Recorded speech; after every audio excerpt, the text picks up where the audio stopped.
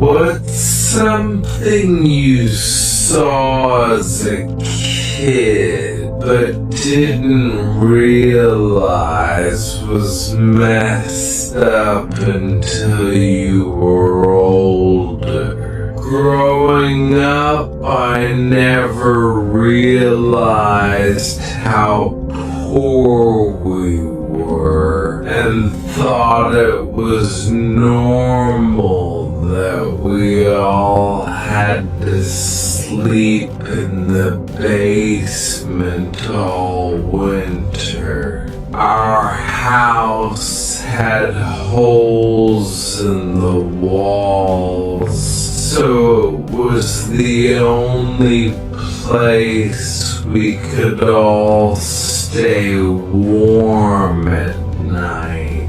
One year on Christmas